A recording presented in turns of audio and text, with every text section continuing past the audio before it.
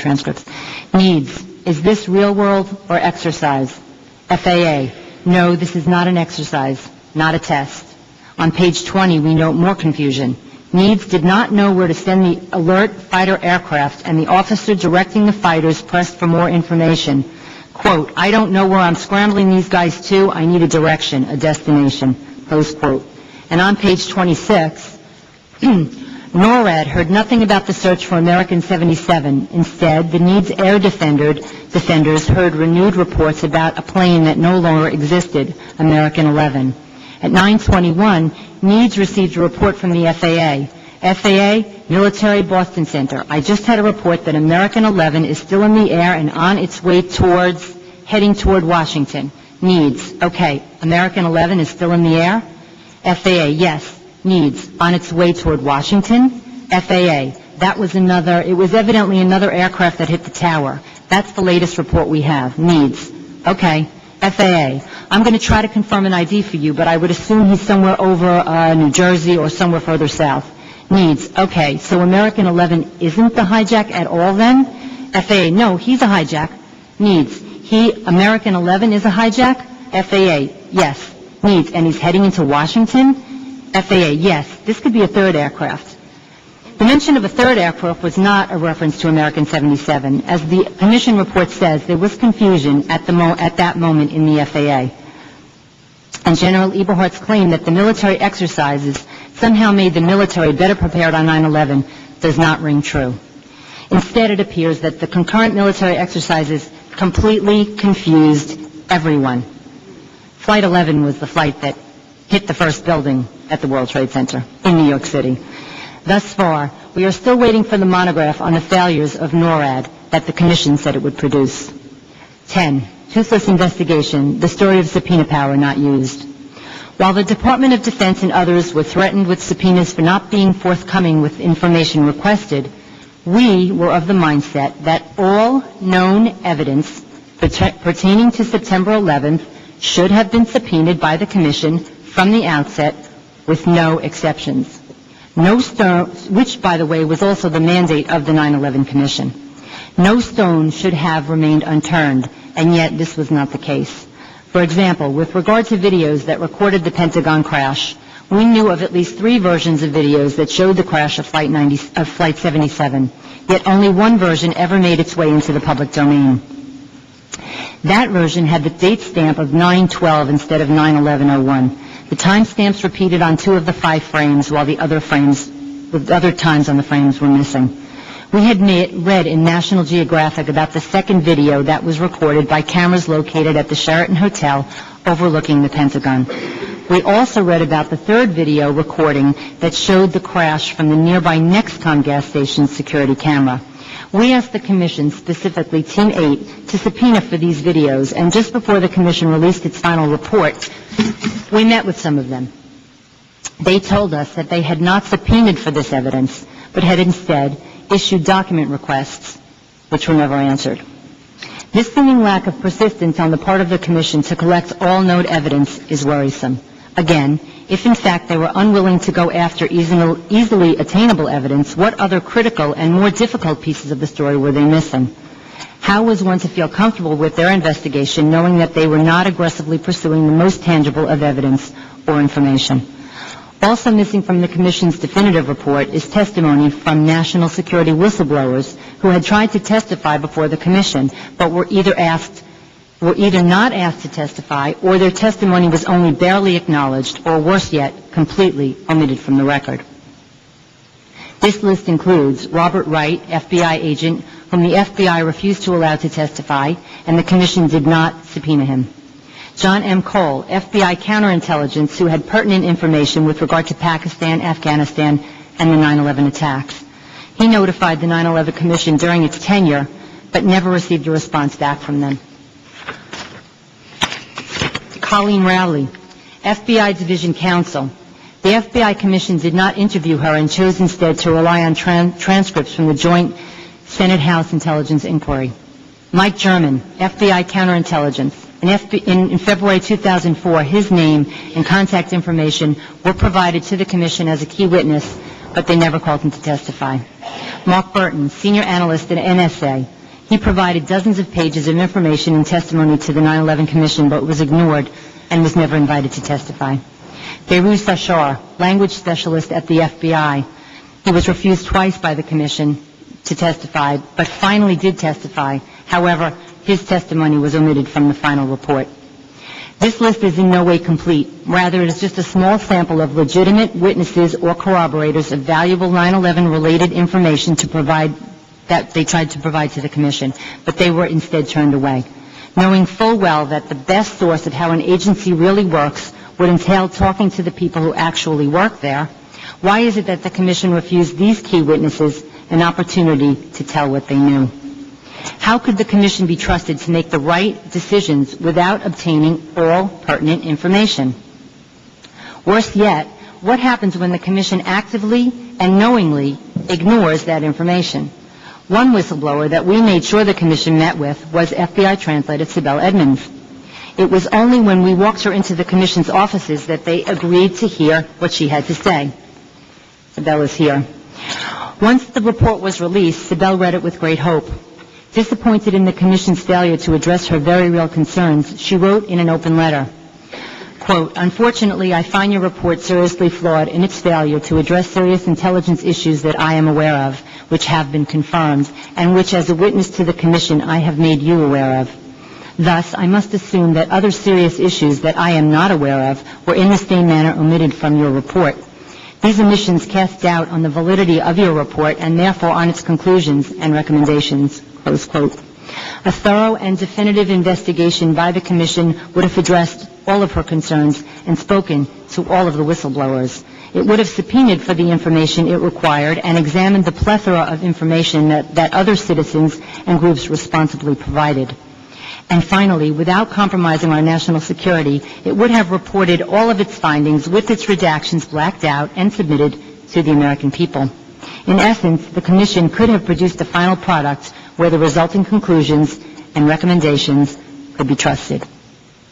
Instead, at the end of the day, what we got were some statements that truly insulted the intelligence of the American people, violated our loved ones' memories, and might end up hurting us one day soon. One such statement was that 9/11 was a failure of imagination. A failure of whose imagination? What exactly does that mean? When you have a CIA director with his hair on fire, a system blinking red, 52 FAA warnings, an August 6, 2001 PDB entitled Bin Laden Determined to Strike in the United States, leads on several 9/11 hijackers, including al-Hazmi, al-Madar, and Marwan al-Shehi, warnings from many foreign governments, a Phoenix memo warning of Islamic extremists taking flying lessons, the arrest of would-be terrorist Zacarias Moussaoui, facts imparted to one agent, Agent Frasca at the RFU of the FBI. 9/11 was truly a failure, all right, but I would certainly not call it a failure of imagination. Once again, these warnings and threats were not received in a vacuum, nor were they so common in occurrence that they should have been ignored in the wholesale and brazen manner in which they were. To me, it seems rather clear that there were enough warnings making their way to the appropriate people that meant that the proverbial dots should have and could have all been connected. And thus, in light of all the incoming information in 2001, exactly whose failure was it to understand that our new enemy was terrorism, and exactly who failed us by not having the agencies do anything in a defensive posture to protect Americans from just this possibility? Another outrageous statement made at the time of the release of the 9/11 final report that got a fair amount of media coverage was the one, "Everyone's to blame, therefore no one's to blame." The problem with that assumption is that it creates a no-fault government. And a no-fault government does nothing to ensure that things will be different or better in the future. When you hold people accountable, it serves as a deterrent for those that would repeat that same behavior in the future.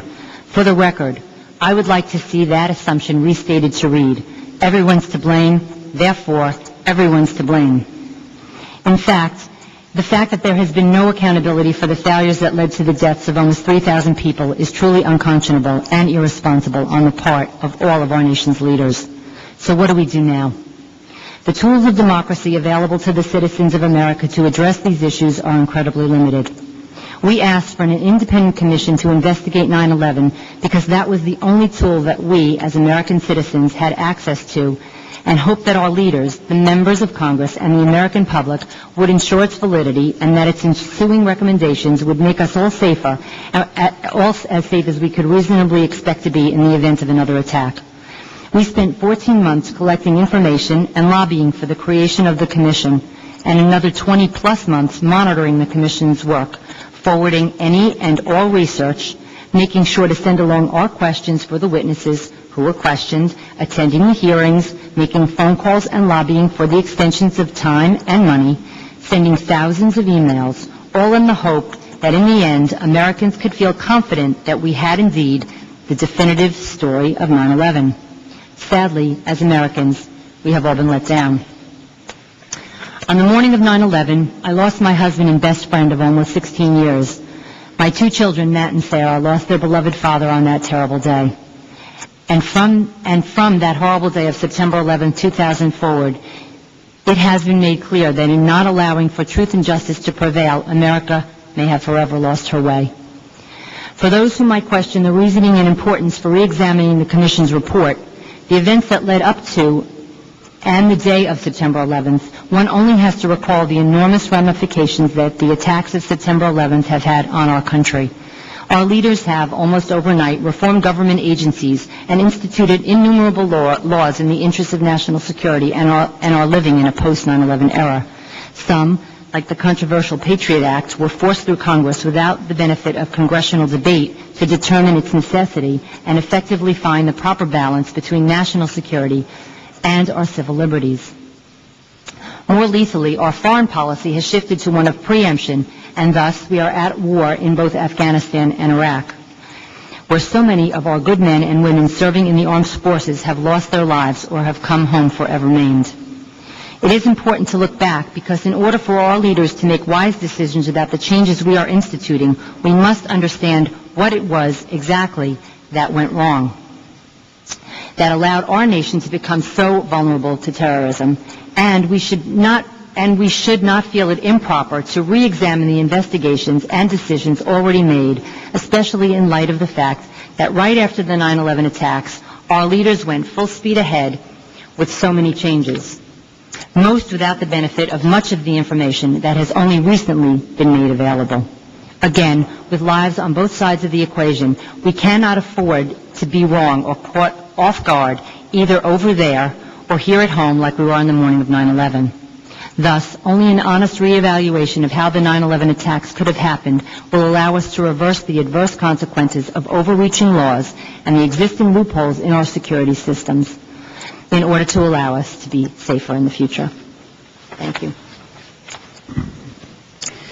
Thank you, Laurie, for that very compelling and well-researched testimony and for reminding us of why we are all here, outlining those very important yet unanswered questions.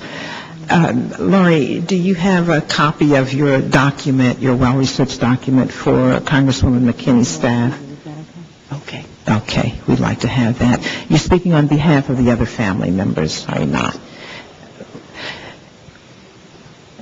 We'd like to introduce our questioners at this time to see if they have questions of this panel. We're going to, our questioners, I'm going to introduce them briefly, and then we will entertain one question from each questioner. Mike Rupert, who is from The Wilderness. Mike. Wayne Madsen is the independent investigative journalist. Wayne. And Ray McGovern, who is a former CIA agent. Ray. We're going to begin our questioning with Representative McKinney. Thank you. And I have a ton of questions.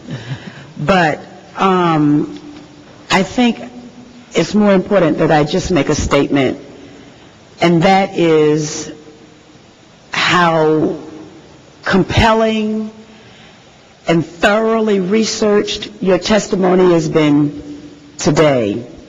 How absolutely moving it was to hear your husband's voice, so that we have the opportunity to touch and feel as best we can a little bit of what you feel what you must feel.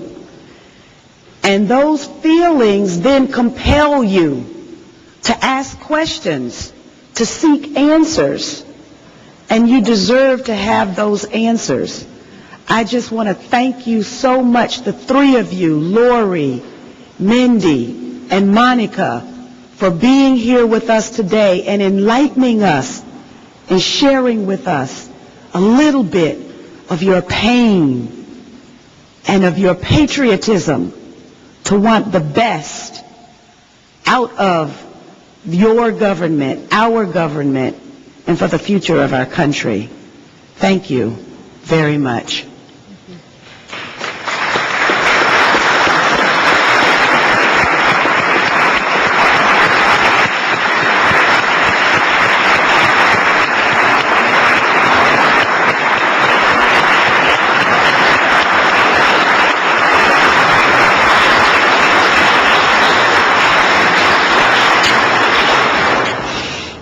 We'll begin our questioning now. Mike Rupert.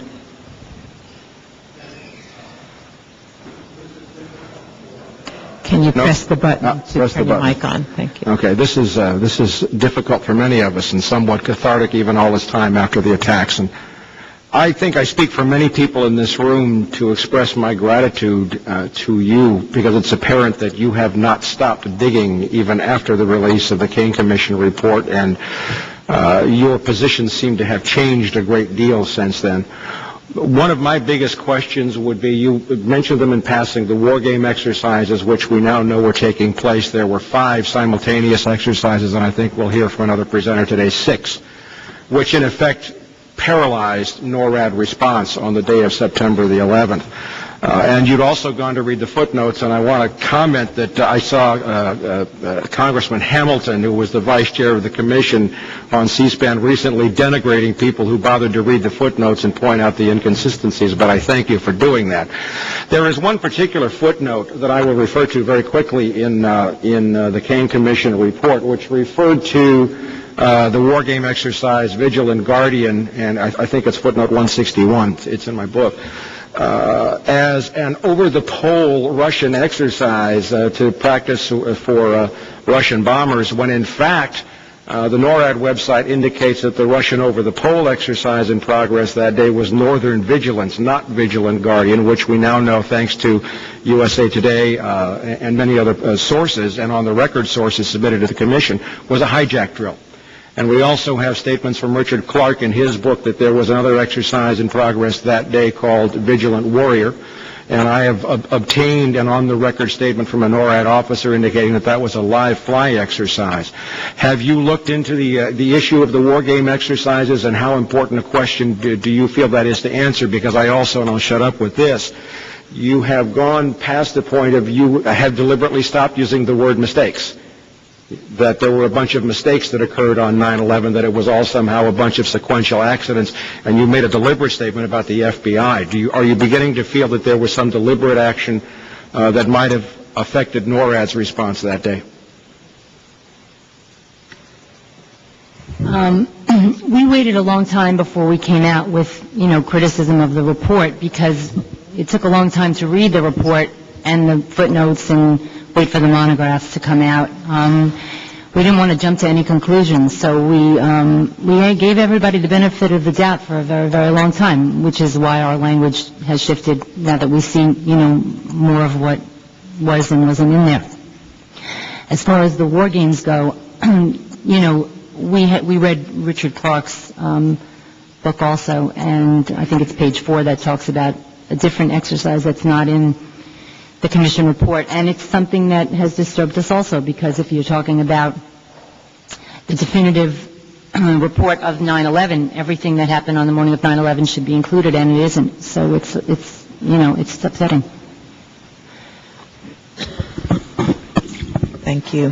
Before we go to our next questioner, I'd like to ask if there are any speakers in the audience who have not had an opportunity to contact John Judge. Would you please raise your hand? Okay. And John is at the end of the table, if you could go over there and see him. Our next questioner, Wayne Matson. Thank you. Lori, I was particularly interested in what you said about the United Flight 93, the plane that crashed in Pennsylvania, and the lack of any seismographic record of that impact.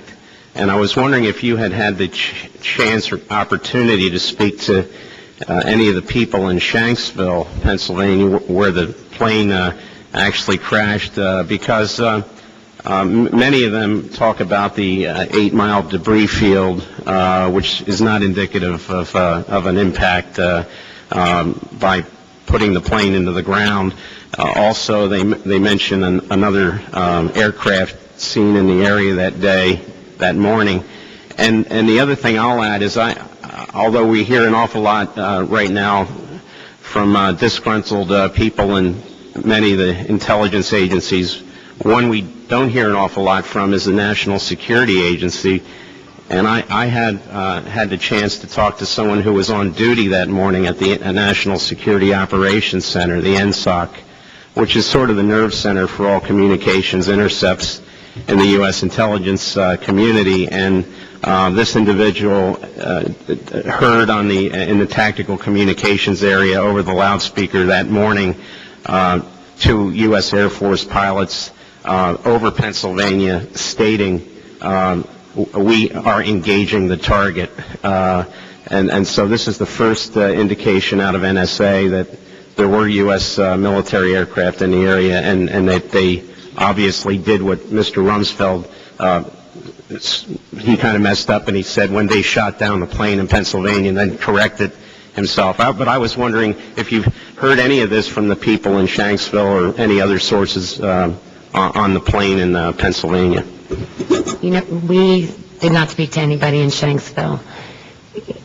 Our bottom line was that we were hoping that that was the job of the commission, and that at the end of the day, when they released their report, there wouldn't be so many questions outstanding, either by us or other citizens, that you would have been able to read the report and felt that you had all those areas covered. And, you know, obviously it wasn't.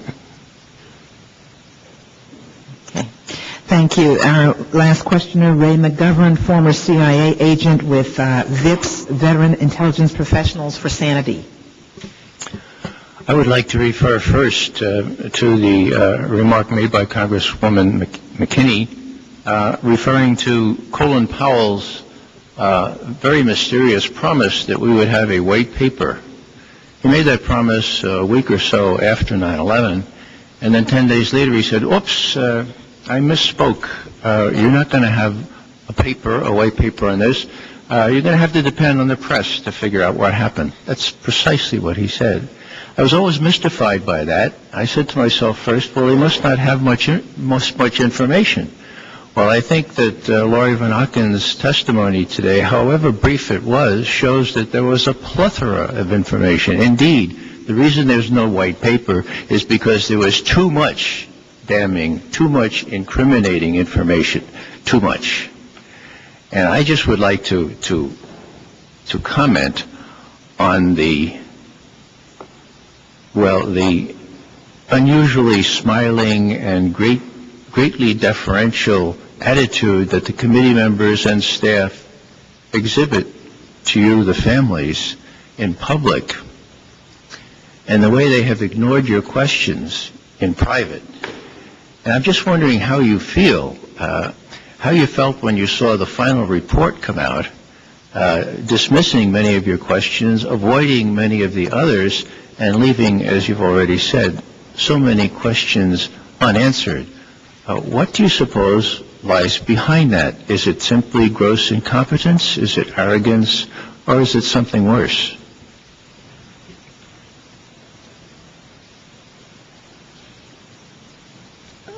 I don't know. And what I can tell you is that, unfortunately, first, we've learned to lower our expectations every time we go through another process. So when the final report came out, while we were hopeful, it was just another disappointment. But we feel that we have to remain undeterred from those disappointments and just keep plugging along. not for us to determine motive or why. We need to make sure that the mission of making the nation safe is completed, and we will just keep plodding along until we feel that that has been accomplished. I admire you all for hanging in there. Thank you.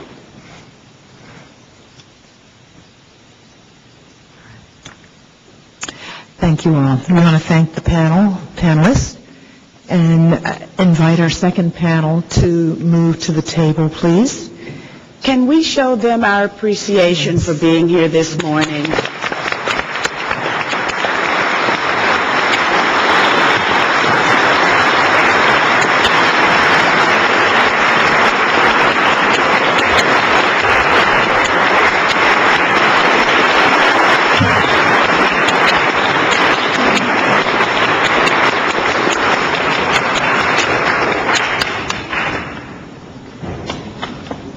Moving quickly to our second panelist, we could ask John Judge, Mel Goodman, and David McMichaels to join us at the panelist table, please, quickly.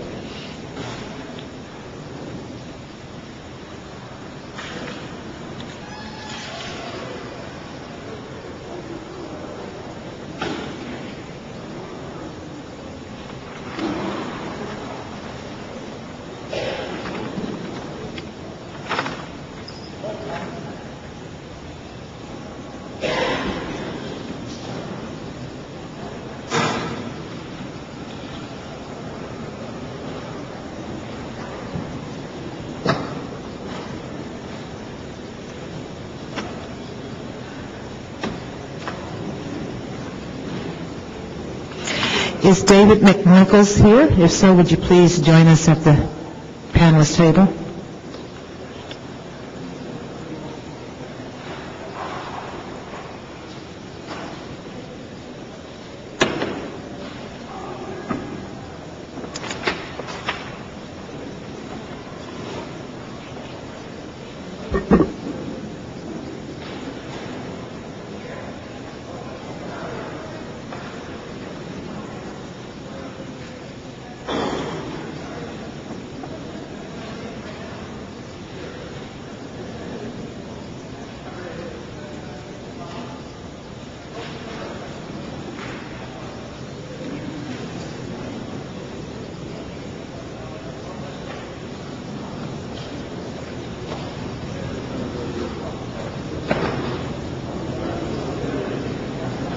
All right, our second panel, we could ask everyone to resume your seats quickly so we can begin our second panel.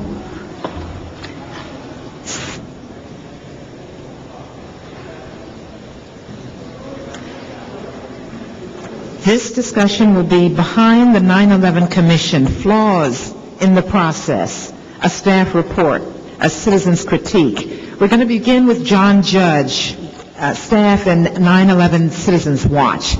John? Thank you.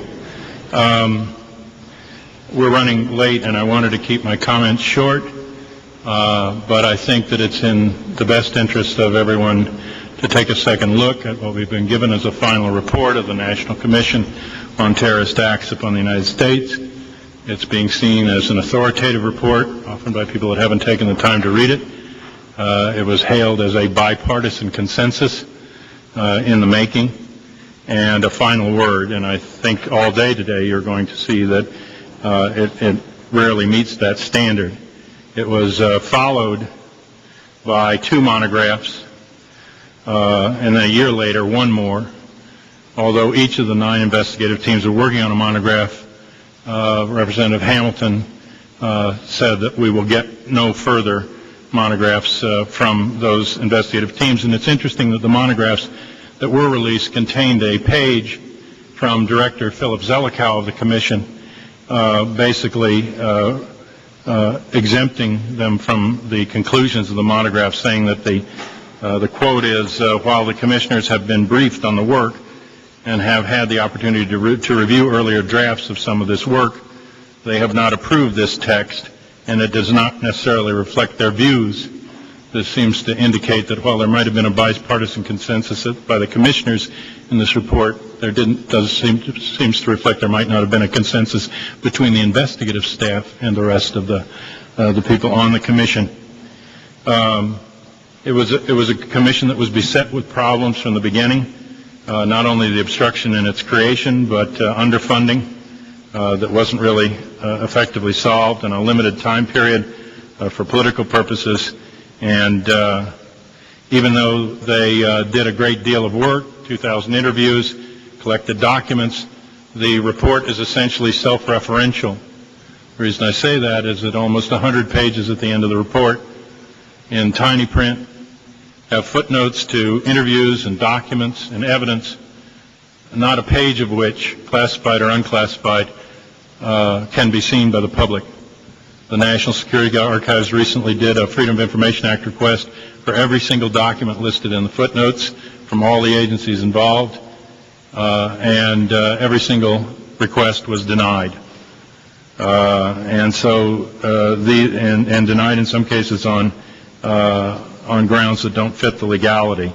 So basically you have a report where you're being asked to trust the investigators that what they saw in the evidence led them to their conclusions, and you don't need to verify it independently, but I don't think that's the way it should work in a democracy. They took some public testimony, but that testimony was marked by being primarily focused on the recommendations of the Commission and its policy, not on the events of 9/11. And the majority of that testimony on the events was taken at the end of the long discussion about policy. In other words, they were making the policy recommendations before they found out what happened on 9/11. And the actual author of the report is still unstated, but I think in recent articles in the New Republic by Ernest May, we get an inkling, and also the release of the book Blind Spot, part of which was commissioned to be written by the 9/11 Commission by Timothy Naftali, that Naftali is at least the intellectual author of the report, and its primary conclusion that this was an intelligence failure. And that's the focus of his book. Zelikow, the director, Ernst May, who also worked on the commission, staff at the top level, and Naftali, who was commissioned to do that work, all three are part of the University of Virginia Miller Center on Public Affairs, a rather interesting institution that bears some scrutiny. And they have a long history together of scholarship at Yale and Harvard that interlinks with studies of U.S. intelligence and including contracted work with U.S. intelligence concerning covert operations. And I think that that's one of the main problems that exist when you create a national security state, is how do you investigate it without involving the people that are already part of that national security state. And this report reflects that in the choice that they made of the people that would be brought onto the staff. And I'm sure we'll be addressing some of that later, but they say it openly in Ernst May's article that was actually their priority, to get people that had been part of earlier covert operations. And yet at the same time, the report fails, as we'll see in testimony later today, to address the historical framework of the covert operations that seem to have led into 9/11. When the missing white paper was mentioned, and it did show up in England. In the British press, they said that a white paper about the suspects and the evidence was given to them in order to get them to participate in the war in Afghanistan. And the quote in the British press was, "It's not enough to go to court, but it's enough to go to war." And so I'm not sure what the paper would show or what kind of evidence that is, but it isn't evidence that we ever got a chance to look at. This commission's report is not a rush to judgment, it's rather a rush to exoneration. And it fails to really hold people accountability. And in doing that, it doesn't make a witch hunt out of an investigation, but having standards of accountability, and at least calling witnesses that might be accountable people in the events, would lead to a rigorous investigation and maybe getting at the truth, because people might be more forthcoming. In the beginning, the commission didn't even take testimony under oath. And Governor Keene, the director, told us that they thought people would be more forthcoming if they were not under oath. We found that a little counterintuitive. I think that in addition to its own flawed assumptions and how it approached it, it also faced ongoing obstruction by the White House that refused to release documents, even refused to release the classified version of the joint Senate and House intelligence inquiry study that had been prepared by some of the people that sat on the 911 Commission and who had sat in on the classified testimony of that commission. And they did that consistently in terms of who would be testifying publicly and whether it would be under oath or not. There was very little transparency and very little accountability. They were exempt under the law from the Freedom of Information Act in their work, and they were exempt from the Family Advisory Committee Act, so that there couldn't be any formal advisory committee by the family members that were here, and no family member was part of the board. And by approaching the whole matter as an intelligence failure in the report, it obscured the evidence that what was normally a standard operating procedure in the period prior to 9/11 fell apart, apparently, in the months around and on that day. And it led to them pursuing leads and suspects, basically accepting earlier reports without doing further follow-up, blaming certain suspects, even though the evidence is that we don't yet clearly know who the suspects were that got onto the plane, and that's because several people have come forward saying that their identity was stolen, basically, by these people. So if we track that identity back in time, it doesn't tell us whether it's the person using it, a second person using it, or the original person involved. And it's only that evidence, tracing those identities back in time, and primarily the testimony of 3 people that are still in protective custody, that the Commission could not interview. I'm talking about Ramzi Youssef, Khalid Sheikh Mohammed, bin al-Shib, who are suspects or masterminds in the plot, never been brought to court. No one can question them. The Commission was not even allowed to talk to their handlers or interrogators. All they could rely on were the printed statements taken from these people in custody. We don't know if the statements are accurate or real. We don't know if they were conditions of torture. We have no idea because there was no way to check it. And so we're left with a story that comes from people that we can't get to, and we're left with a story that perhaps is giving us the wrong direction in terms of how we're looking.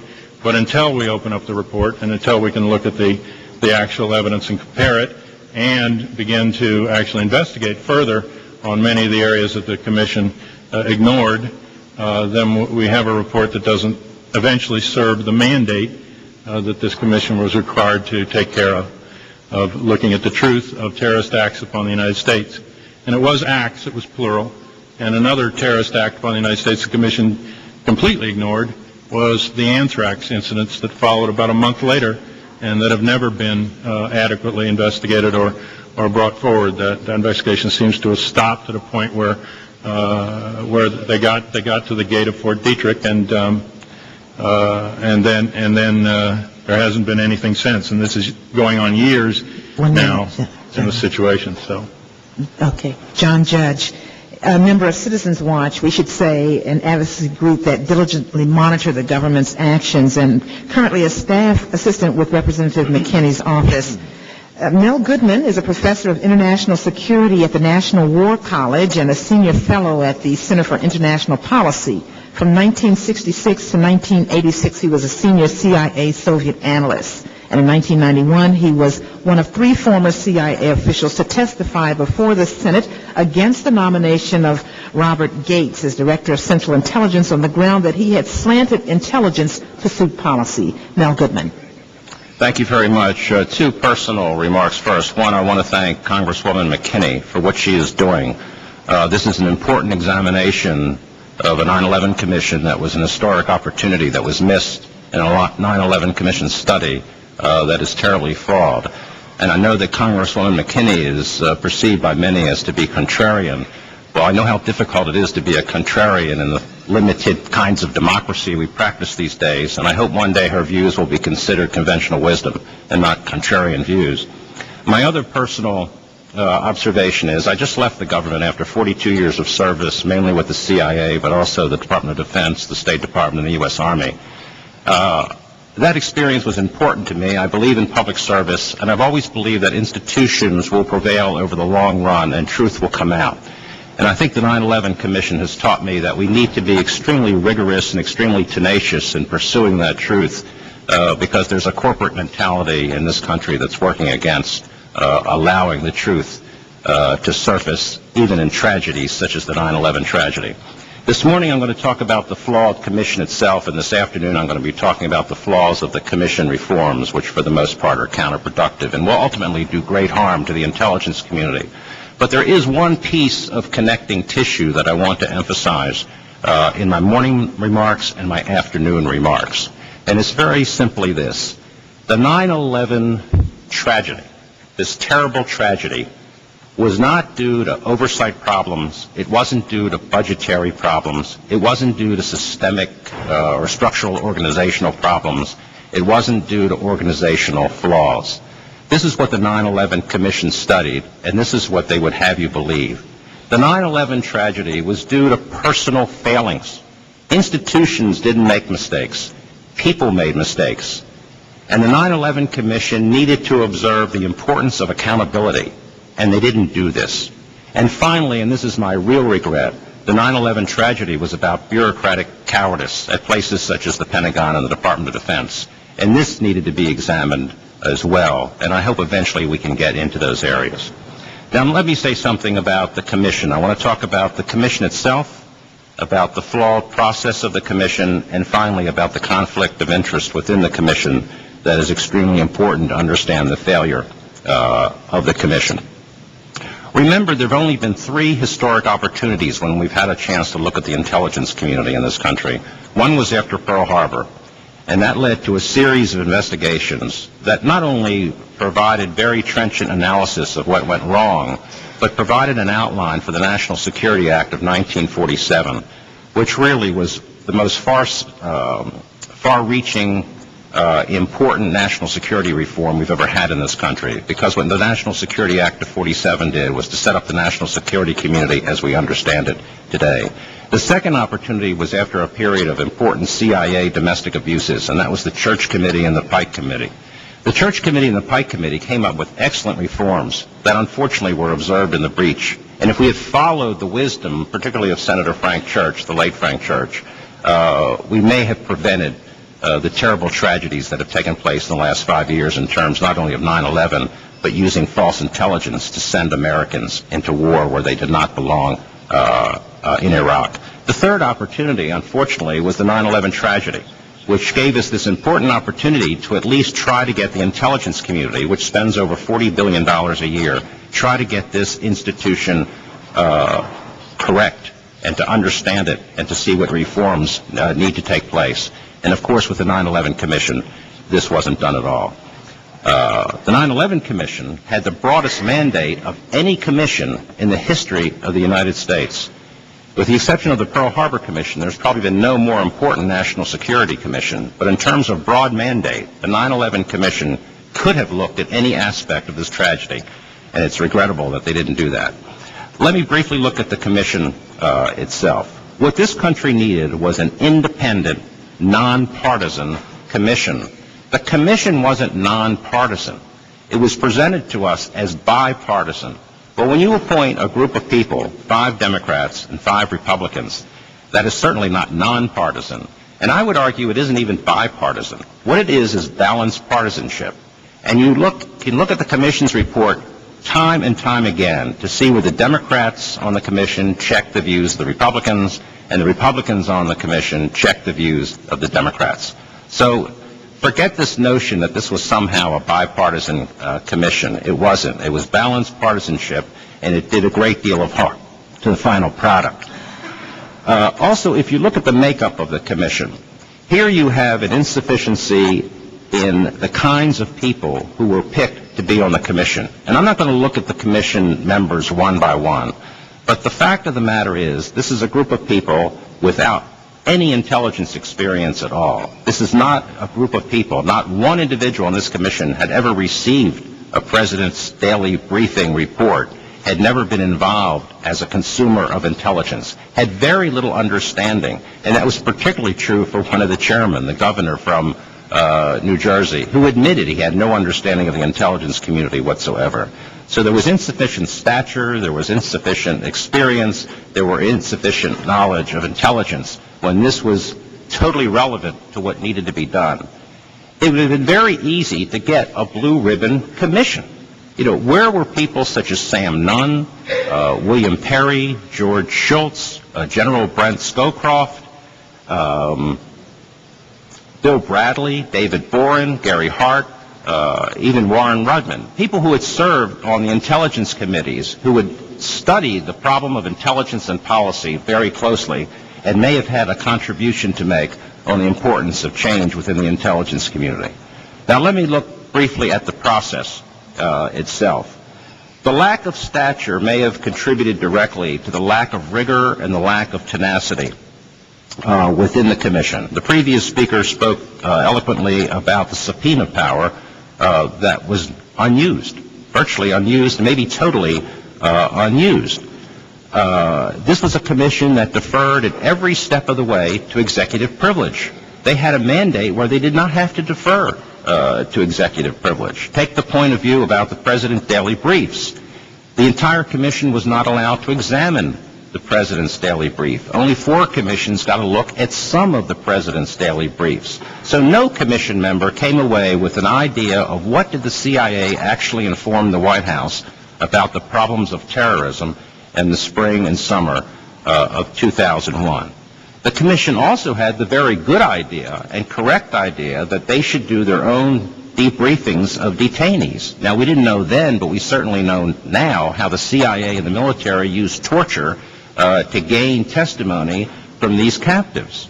But George Tenet told the co-chairman of the 9/11 Commission that they could not have permission to debrief the detainees on their own, and the commissioners just faded away. They didn't pursue this matter. They didn't go to the mat with George Tenet on this one. And also the matter of allowing the president and the vice president to be debriefed together. This is obviously no way to run a commission.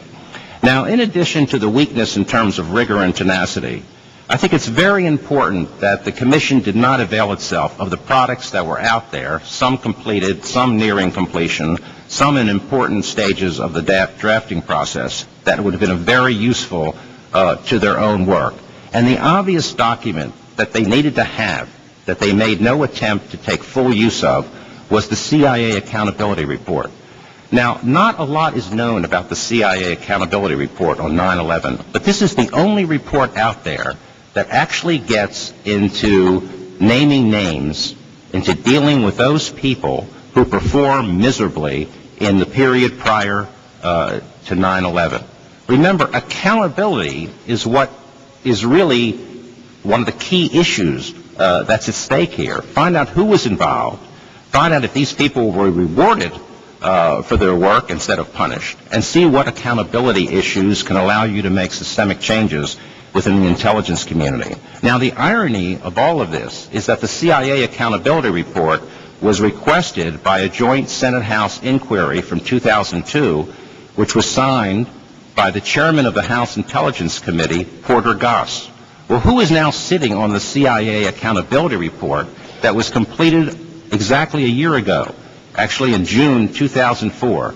None other than the Director of Central Intelligence, who is now Porter Goss. But in addition to not looking at the CIA Accountability Report, the Commission didn't take advantage of the excellent work being done by the Rob Silberman Commission on weapons of mass destruction to show that there were no weapons of mass destruction, even though you had one of the co-chairmen, Governor Kane, who believed the Bush administration rationale for why we had to go into Iraq because of the so-called links between Iraq and al-Qaeda and so-called large stocks of weapons of mass destruction.